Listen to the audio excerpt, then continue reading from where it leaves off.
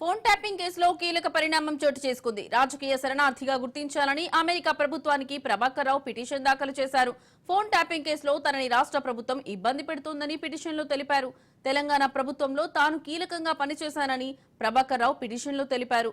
రాజకీయంగా ప్రభుత్వం తనను వేధిస్తోందని, తీవ్ర అనారోగ్య సమస్యలతో తాను కొట్టుమిట్టాడుతున్నానని పిటిషన్లో చెప్పుకొచ్చారు. ప్రస్తుతం ఫ్లోరిడాలో తన కుమారుడి దగ్గర ఉంటున్నానని ప్రభాకర్ రావు వెల్లడించారు.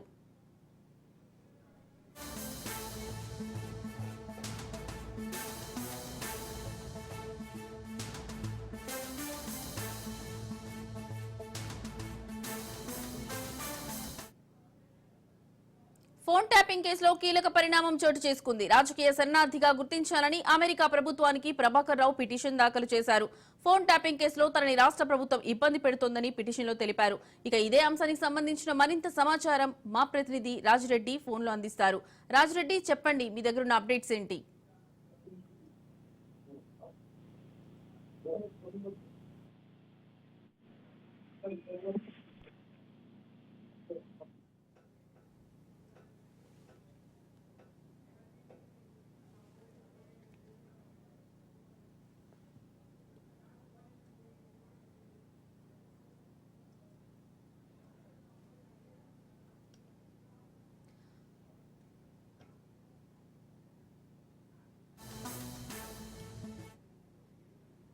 ఫోన్ ట్యాపింగ్ కేసులో కీలక పరిణామం చోటు చేసుకుంది. రాజకీయ శరణార్థిగా గుర్తించాలని అమెరికా ప్రభుత్వానికి ప్రభాకర్ రావు పిటిషన్ దాఖలు చేశారు. ఇక ఇదే అంశానికి సంబంధించిన మరింత సమాచారం మా ప్రతినిధి రాజిరెడ్డి ఫోన్లో అందిస్తారు. రాజిరెడ్డి, చెప్పండి, మీ దగ్గర ఉన్న అప్డేట్స్ ఏంటి? ఫోన్ ట్యాపింగ్ కేసులో కీలక పరిణామం చోటు చేసుకుందని చెప్పుకోవచ్చు. అయితే ఇప్పటికే ఇంటర్పోల్ ద్వారా ప్రభాకర్ రావు అమెరికాలో ఉన్నాడు, అతన్ని తీసుకురావాలని ప్రభుత్వం చూస్తుంది. అందులో భాగంగానే ఇంటర్పోల్ ద్వారా రెడ్ కార్నర్ నోటీస్ ను కూడా పోలీసులు అందించడానికి ప్రయత్నం చేస్తున్నారు. ఈ యొక్క నేపథ్యంలోనే చేరుకున్నటువంటి ప్రభాకర్ రావు అక్కడ అమెరికా ప్రభుత్వానికి పిటిషన్ దాఖలు చేశారు. రాజకీయ శరణార్థిగా వచ్చానని, తనను రాజకీయ శరణార్థిగా గుర్తించాలని, ఫోన్ ట్యాపింగ్ కేసులో ఇప్పుడున్నటువంటి కాంగ్రెస్ ప్రభుత్వం తనని ఇబ్బంది పెడుతుందని, గత ప్రభుత్వంలో తెలంగాణలో కీలక శాఖలో పనిచేశానని, కీలక స్థానంలో కూడా పనిచేశానని కూడా అతను పిటిషన్ దాఖలు చేశారు.